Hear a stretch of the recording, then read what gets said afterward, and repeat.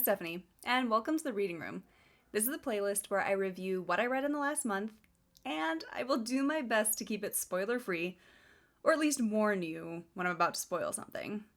As I say in all my reviews, these are solely about the books, not about the authors themselves as people.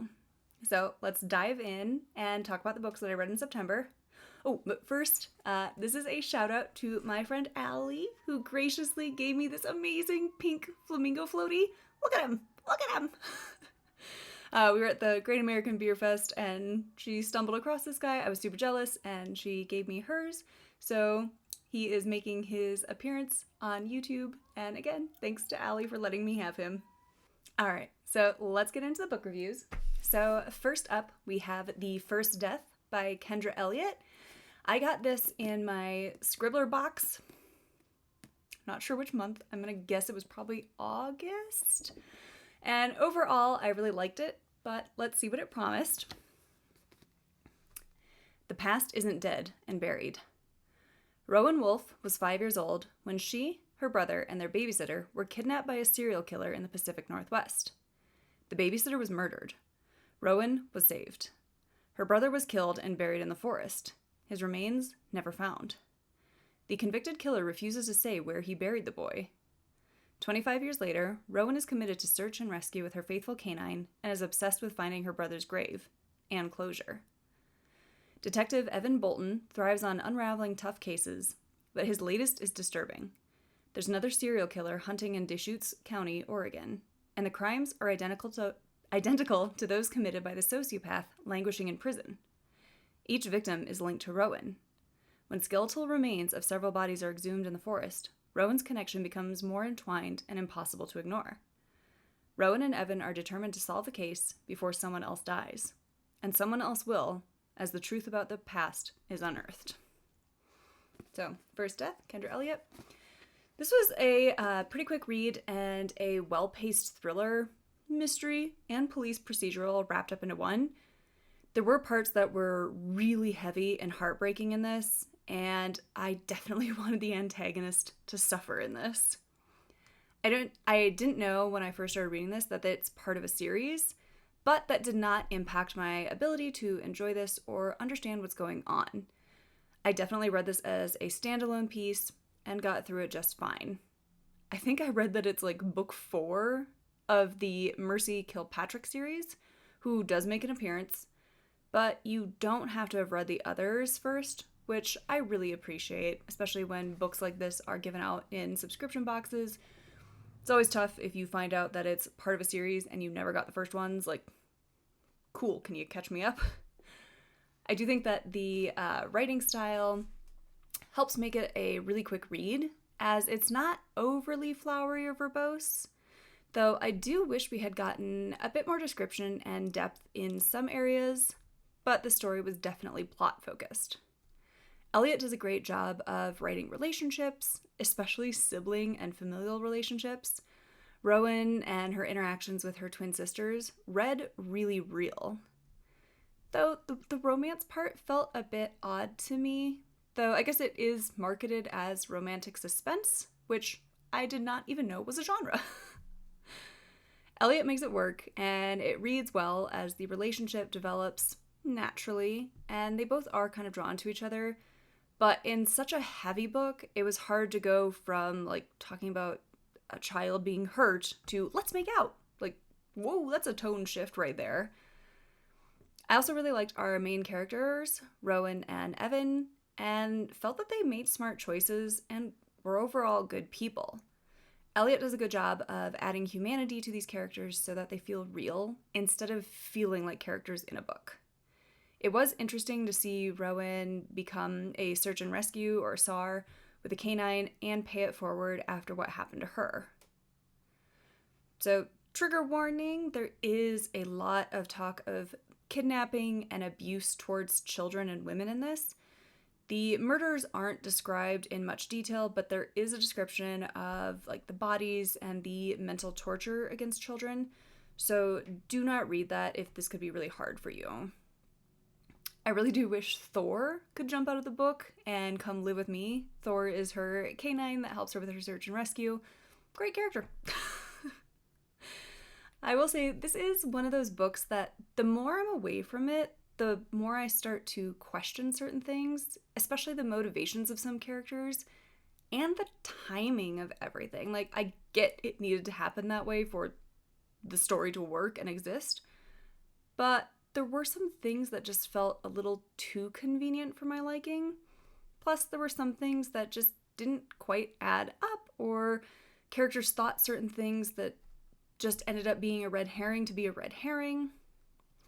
All in, I rated this 3.5 to 4 stars, as I enjoyed my time with it and seeing everything come together. I'll definitely be keeping a lookout for other books by Elliot to add to my to-be-read pile.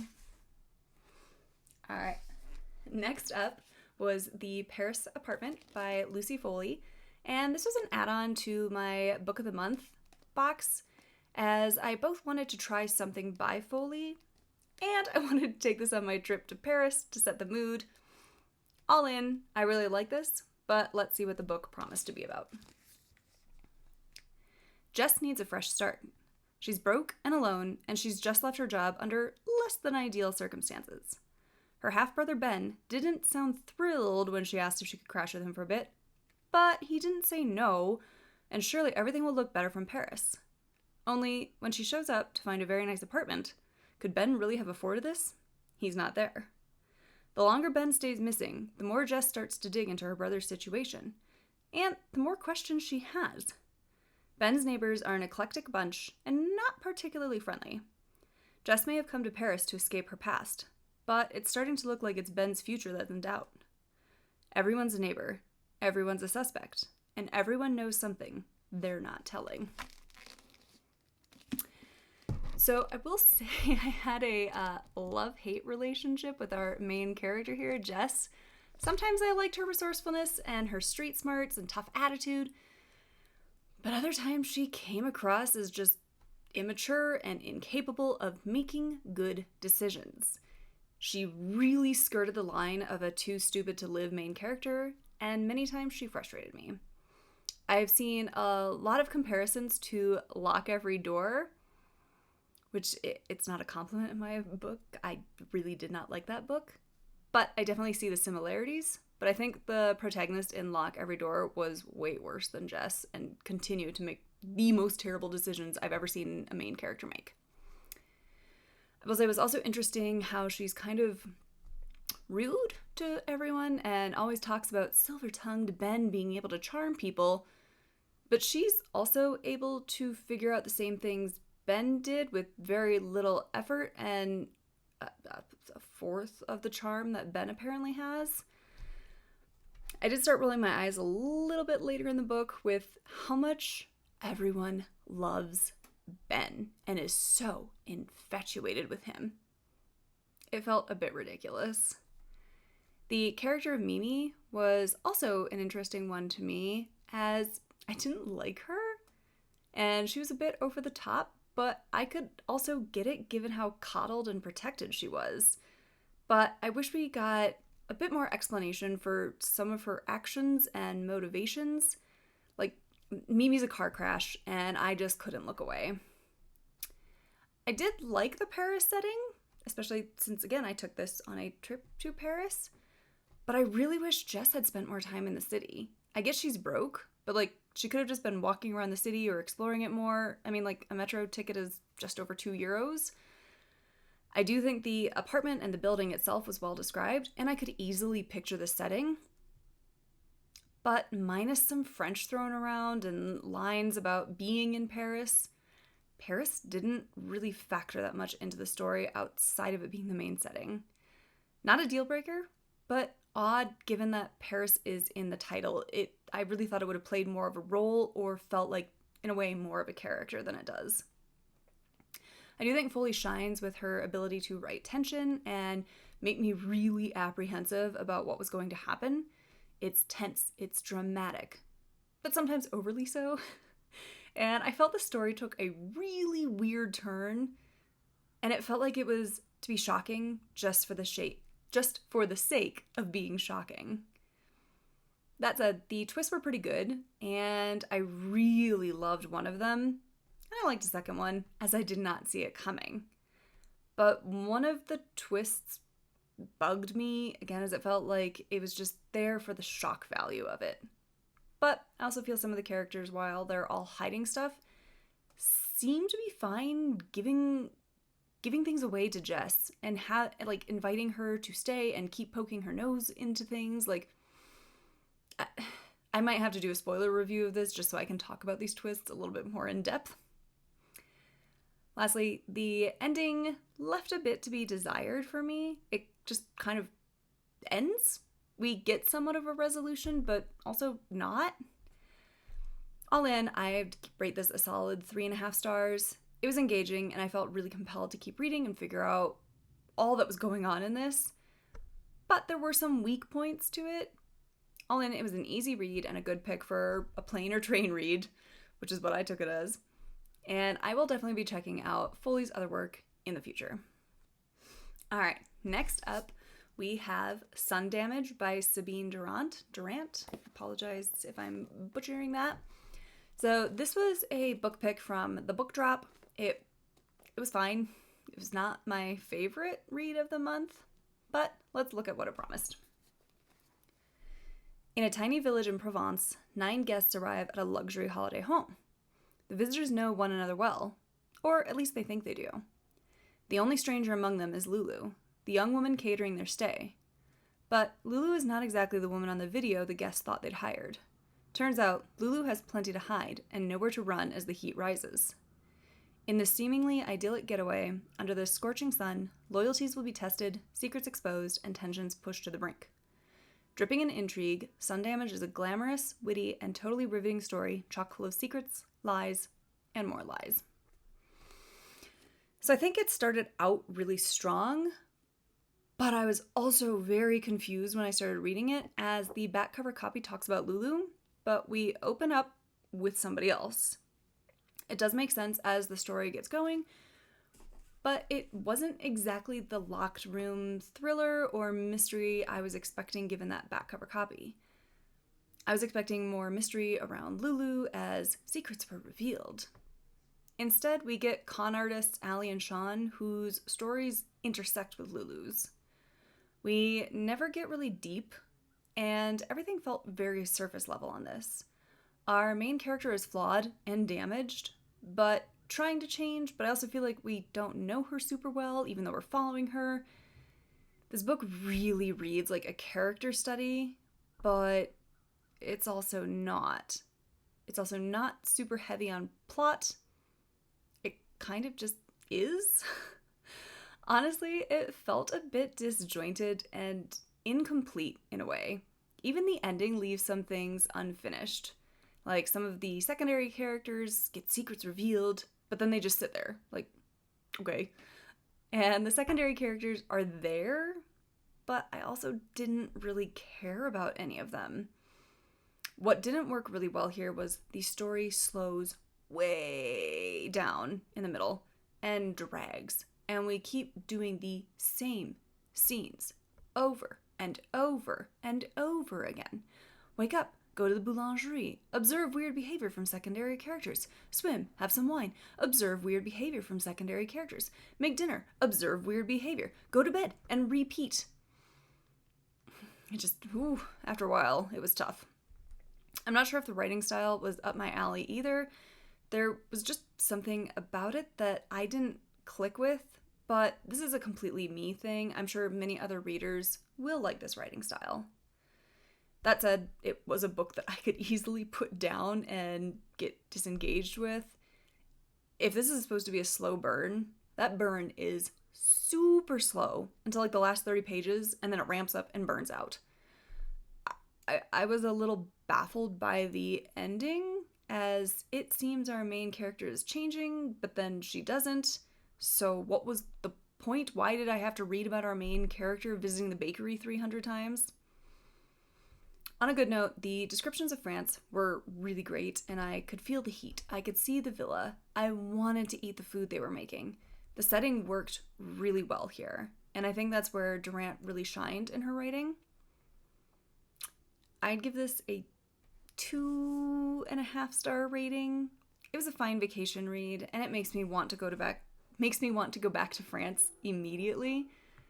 But it was also kind of a weird story that needed a bit more polishing.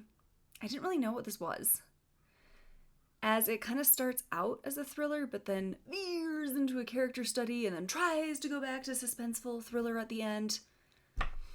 It just wasn't what I was expecting. It's kind of a meh read for me, but others might really love it. I wouldn't not read it just because I didn't have a great experience with it. All right, next up we have Truly, Darkly, Deeply by Victoria Selman. And I think this came from the book drop as well. This might have actually been my September one, and so I took this on the trip as well. But let's see what the back cover promised. After moving to London, 12-year-old Sophie and her mother, Amelia Rose, meet the charismatic Maddie Melgren, who quickly becomes an intrinsic part of their lives. Sophie adores Maddie. He's handsome, funny, and respectable. But just as the relationship between the two adults fractures, a serial killer begins targeting women with a striking resemblance to Amelia Rose, and the police sketch of the suspect looks an awful lot like Maddie. Sophie, consumed with doubt, acts impulsively, tearing her family apart. After Maddie is arrested, convicted, and sentenced to life without parole, haunting questions remain as to his guilt. Years later, Sophie receives a letter from Maddie, now dying, asking her to visit him in prison. She might finally get the answers she's been searching for. But will the truth set Sophie free or bury her deeper? So all in, I liked this as it was a very unique look at the psychology of serial killers and their families and the guilt that those families live with, even though they're victims too. Like, they're constantly wondering, how could they not have known? Why didn't they do something? Why didn't they stop this madman? The outrage at the crimes is pushed onto the family. They are blamed. How does a person deal with that? I think it was really well researched and does pull personality traits and characteristics of real-life serial killers, and it did it well. The fact that these people can blend in and seem so normal, in fact, super charming, is unnerving. I believed Maddie as a suspect. He was nuanced, and he wasn't just presented as the stereotypical, like, I hate women killer. The majority, like 90% of this story, takes place in the past, and in Sophie reminiscing about her childhood and understanding what signs she might have missed, or if they were things that really meant nothing and she's just looking at it differently knowing what she knows now. I really wish we had spent more time in the present with her meeting Maddie and getting answers from him, as that part is like this much of the story, and I'm like, but that's what the back cover said, and like that's what I was looking for, like the interplay between them, essentially with her having the upper hand. He's in prison. I'll say one thing that annoyed me was the constant teasing about this big secret Sophie has. Like, one or two mentions would have been fine, as we know Sophie has a secret. The back cover copy told us. But the constant, I'm so guilty because of what I did, and we don't find out what she did until page 278. It drove me bonkers, especially since it was a super easy thing to guess as to what she did. Like, you think about it for 2 seconds, you already know. She also drops a lot of, if only we knew what was going to happen next, or how wrong we were about that, or if only that was the worst of what he had done. God, that got a bit annoying too. The ending could have been given more time, especially considering the twist we get. That twist felt very random, and it didn't feel like it was well woven into the story. It was more of a, okay, moment than a, wow, I did not see that, but I understand it now. The writing in the rest of the story just didn't back up that twist. Though I do also think that the story ran longer than it needed to. Like, we could have sped up the pace of some of the backstory elements to give room for other elements. Again, I really wish we had spent a lot more time of her actually meeting Maddie and talking to him now than just her meeting him and then he drops his reveal and then she just goes on with her life. Okay. That said, it started feeling very repetitive, especially since most of it, again, takes place in the past. We know. I also wish we had had more delineation between chapters that looked at the past and chapters in the now. You kind of just have to start reading a chapter and figure it out, which was annoying also. I do think Selman is a very good writer and good at creating atmosphere. I felt the tension. I felt Sophie's fear for her mother as women who look just like her are being targeted and murdered. I got the creeps from the characters around them. I felt their panic as they started to wonder if the reason Maddie promised that they'd be okay is because he could guarantee it. All in, this was a very interesting read and a change of pace from the other thrillers that I typically read. If you really like the psychology behind true crime and the perspective of someone who was around it but not actively involved, this could be a really great read. But I will say some of the details of these slain women are graphic, and there is the start of an extremely inappropriate scene between an adult man and a female child. So if those are hard things for you to read, do not read this. I'm giving it a solid 3 stars as it held my attention, but I do think there were some things that could have been improved. All right, next up we have The Broken Girls by Simone St. James. So this was an add-on to one of my Book of the Month orders. I'm gonna say September, maybe August, as I've read 2 other books by St. James, the Sundown Motel, which I loved, and the Book of Cold Cases, which I enjoyed, but I didn't love it as much as Sundown. The Broken Girls reminded me of why I wanted to give St. James another try, as this was great. But let's see what it promised. Vermont, 1950. There's a place for the girls whom no one wants. The troublemakers, the illegitimate, the too smart for their own good. It's called Idlewild Hall, and in the small town where it's located, there are rumors that the boarding school is haunted. 4 roommates bond over their whispered fears, their budding friendship blossoming, until one of them mysteriously disappears. Vermont, 2014. As much as she tried, journalist Fiona Sheridan cannot stop revisiting the events surrounding her elder sister's death. 20 years ago, her body was found dumped in the overgrown fields near the ruins of Idlewild Hall. And though her sister's boyfriend was tried and convicted of murder, Fiona can't shake the suspicion that something was never right about the case. When Fiona discovers that Idlewild Hall is being restored by an anonymous benefactor, she decides to write a story about it. But a shocking discovery during the renovations will link the loss of her sister to secrets that were meant to stay hidden in the past, and a voice that won't be silenced. So I actually really wish I had now saved this until October, as the haunted boarding school setting was so cool. I felt so immersed in the gothic setting, and I could really see Idlewild Hall. I really think St. James writes atmosphere really well and does haunted stories well, when she really commits, because that was one criticism that I actually had about the Book of Cold Cases.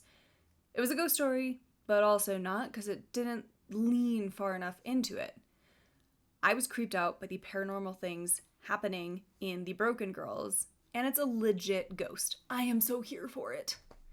I also like that St. James can walk the line of multiple genres and pull them all together. We've got a thriller, a ghost story, and a murder mystery with some World War II history thrown in. This was a book that I could not put down. It was so captivating, and the pacing was well done with well-timed reveals before switching back to a different point in the timeline. Like, I simply had to keep reading to figure out, okay, what was the hook for that? But then being stuck by a new hook, and I sped through this. I really liked Fiona, and I could understand her pain and her anger and her inability to move on from losing Deb. But I also did struggle a bit with the catalyst in this book and Fiona's initial motivation before she starts researching our titular Broken Girls.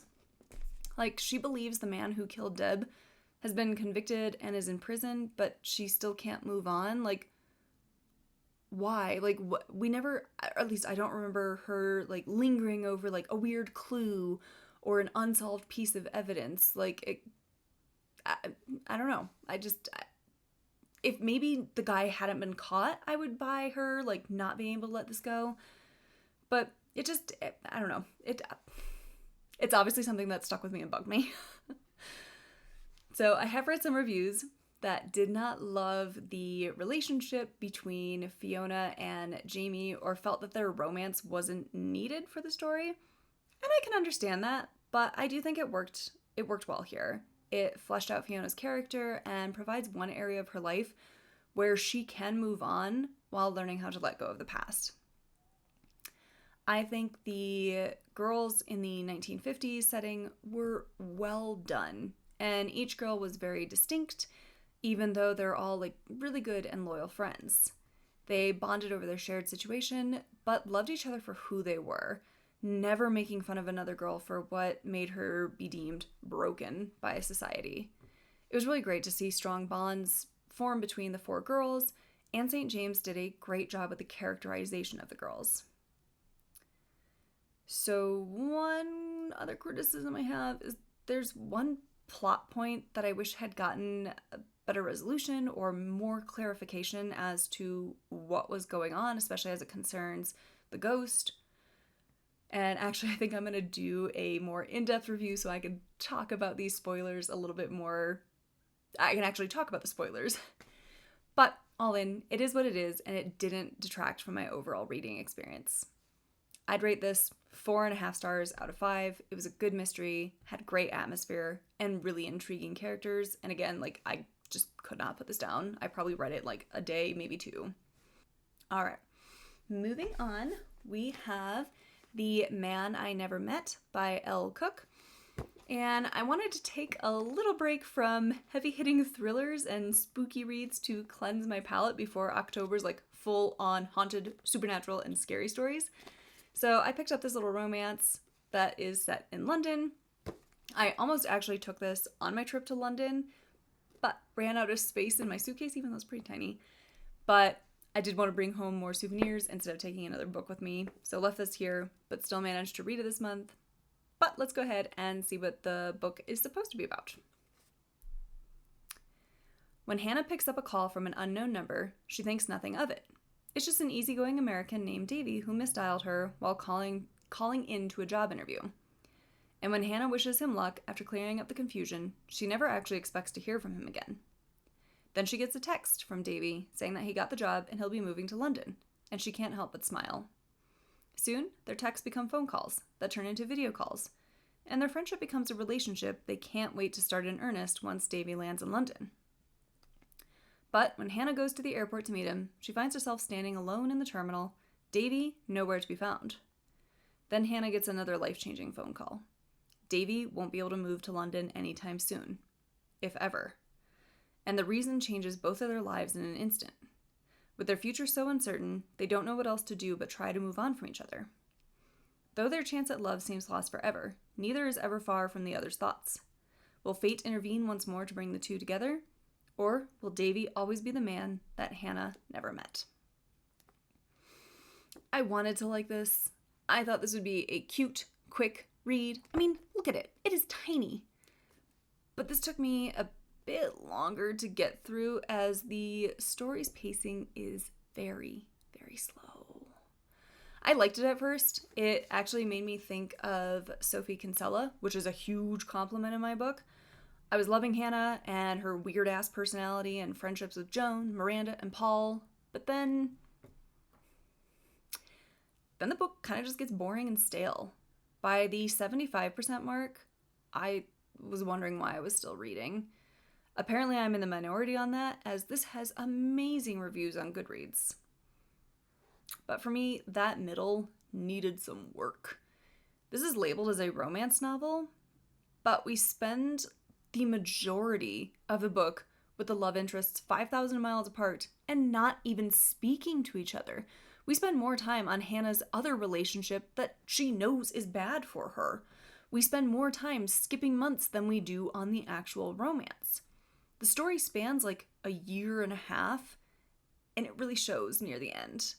It honestly felt like Cook was a little bored of her own story, and I'm sorry, I know that's harsh given her author's note that this is based on real-life events in her life, and I am so sorry that she went through this and a cancer diagnosis with her husband, because, content warning, this book deals with testicular cancer. That part I thought was handled really well, and again, glad that Cook's husband is okay and that they're doing well, but I still have some beef with this book. I don't need to be reading about Hannah's crappy relationship. I don't need to read about this job she's just doing because she needs a job and then gets another one that I think she likes better.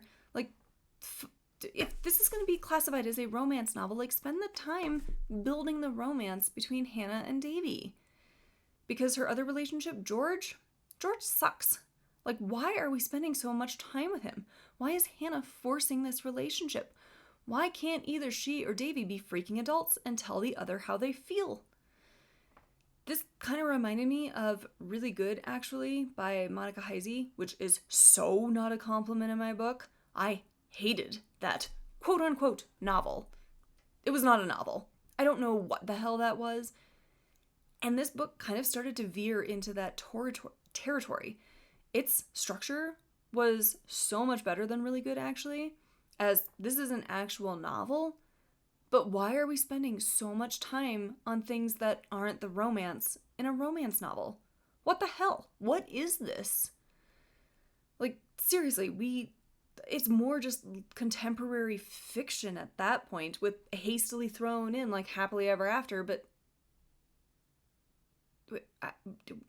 where's the romance? Where's them actually, like, falling in love and getting together? It's not in this. There's also this really weird focus on food. Like, there is a lot of attention put on her thinking about everything she eats and getting skinny.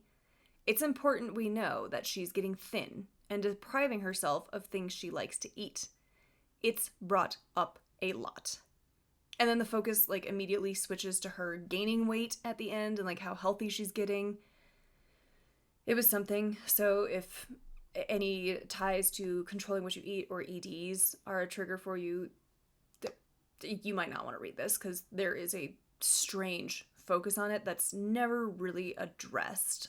Like, I don't know if it was put in to show, again, just to illustrate how much George sucks, but it was weird. It was weird. Going back to the romance, I also wish we had more from Davy's point of view. Like, the book starts out in Hannah's, and then at, like, the 60% mark, we switch to him, and then it becomes a dual point of view book, which it just didn't work for me. Like, either stick with Hannah through the whole thing, or give Davy some more chapters in the beginning of the book. Like, for me, his chapters didn't really add much. I didn't really care about his chapters. I understand his struggle and his pain. It was very evident. But he also made some poor decisions and seemed very okay self-destructing. And honestly, by the end, I didn't really care about Hannah's chapters either. Like, this girl needs to grow a spine. Like I said, the structure of this is better than Really Good, actually. But near the end, the story kind of just meanders and sputters until it finally comes to its conclusion.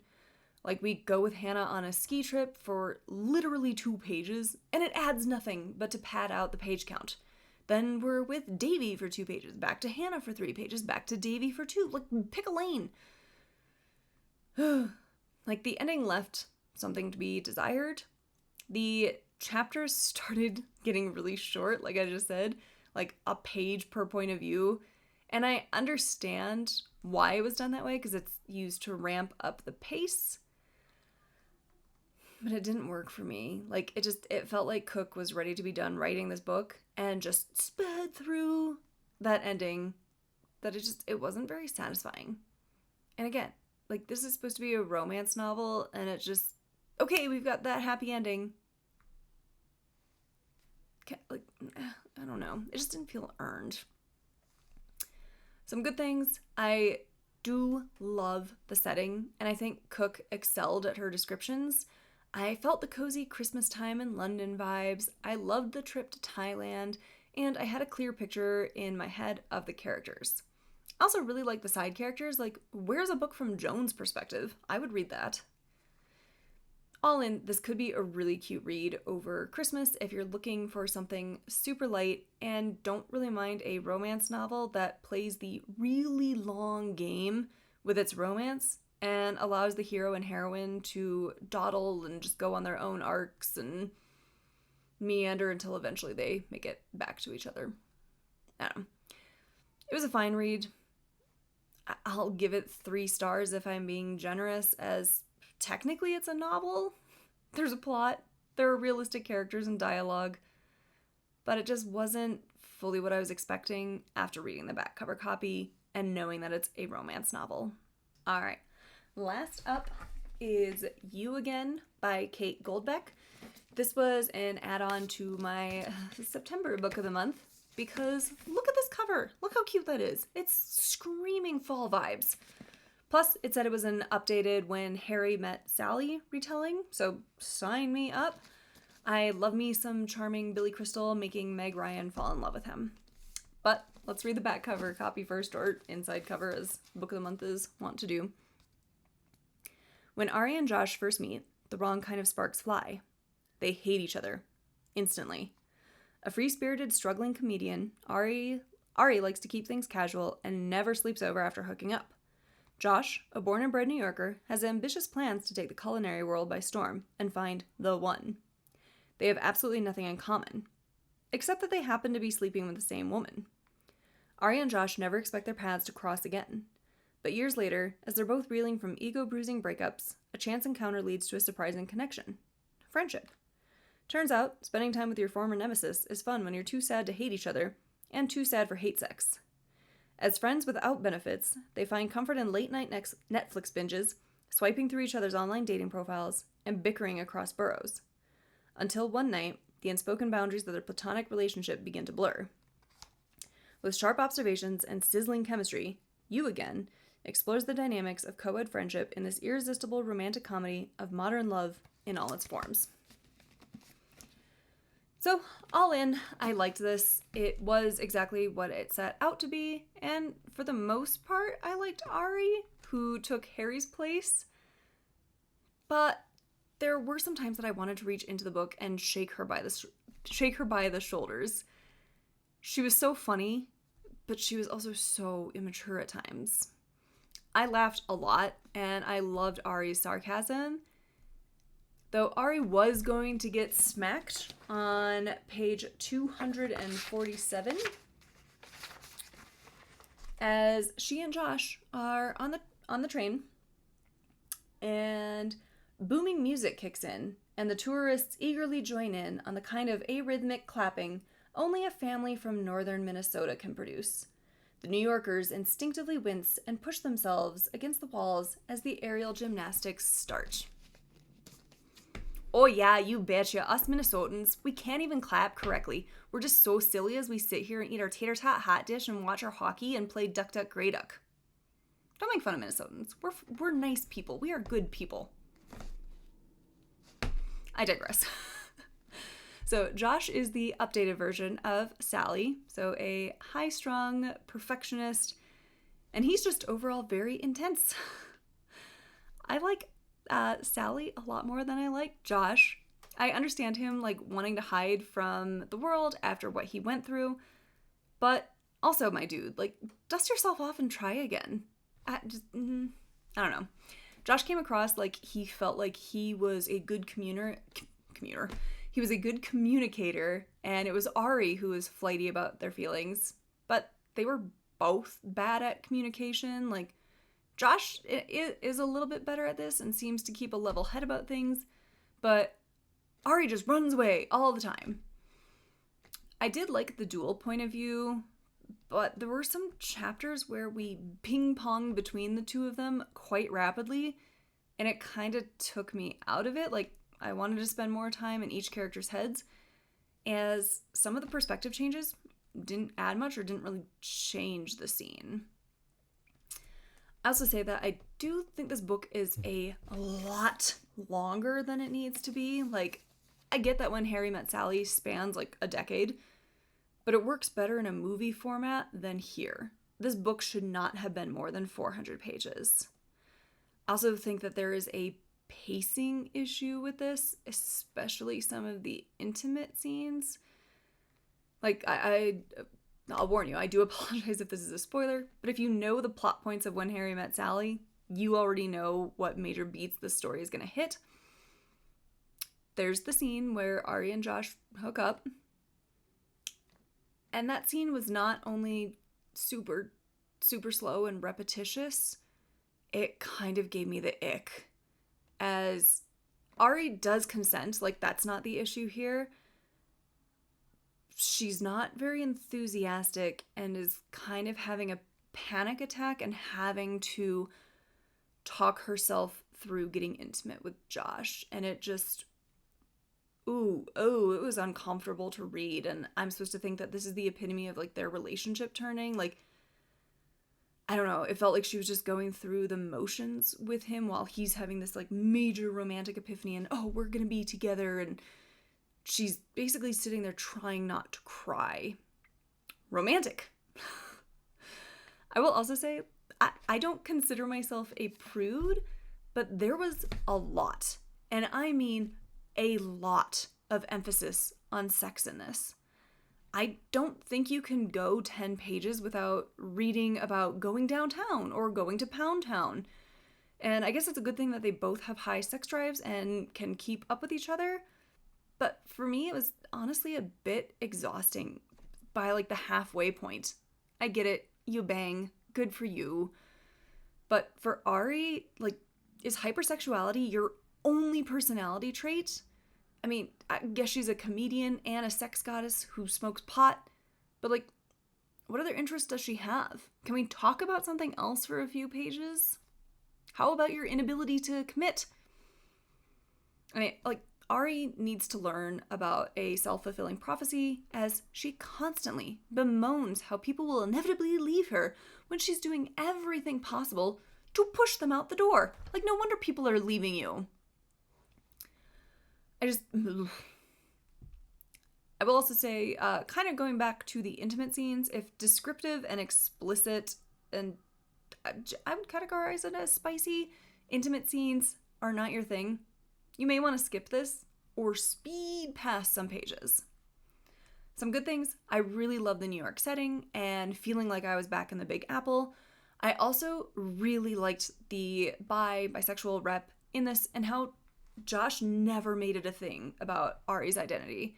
It was great actually seeing her have relationships with both men and women, as there are some stories I've read where a character is revealed to be bi, but it feels like it's more just for the shock factor or to mark that diversity box on a contemporary novel bingo card than having it be the character's authentic sexuality.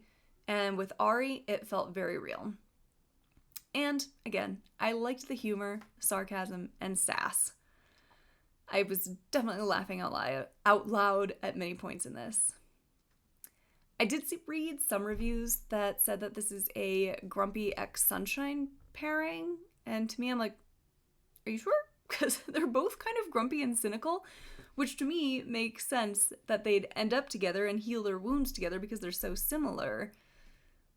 But that being said, their banter does work really well here, and I really enjoyed how easy and fun it was for Ari to wind Josh up, but knowing when to like pull it back and not actively like piss him off. All in, I would still rate this a 3.5 or a 4-star read. It did make me laugh. It was a modern reimagining of When Harry Met Sally. This truly would have been a no questions asked 4-star rating, maybe even 4.5 stars, if 100 pages had been cut. And if Ari's arc had better pacing.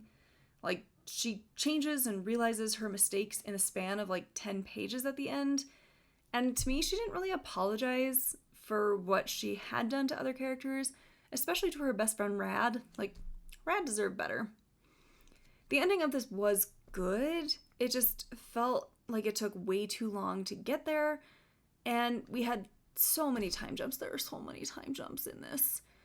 While I still really liked it, I'm not going to lie, I was speed reading through the last 75 pages or so, because again, we just get time jumps and it felt like conflict was thrown in just to pad the word count and for the sake of conflict, and they had their third act breakup and now we've got all these little obstacles they have to overcome to just get them together. I don't care at this point. Again, 100 pages. Cut 100 pages. But I also didn't hate it. Though I did make the mistake of looking the author up on Instagram, and Goldbeck was praising really good, actually, and that made me narrow my eyes a little bit at her. But that's also a me issue, because I really hated that book. I would still definitely recommend this if, late 80s, early 90s rom-coms are your jam, but you want it updated with some texting and sending of nudes.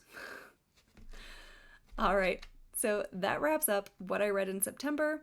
If you read any of the same books as me this past month, I'd love to hear your thoughts, or if you have any recommendations for spooky reads in October, though I do think my October to be read pile is at 13 books now, so we'll see if I make it through that. But please do share those ideas in the comments below. Otherwise, thank you for joining me in the reading room, and I'll see you next month.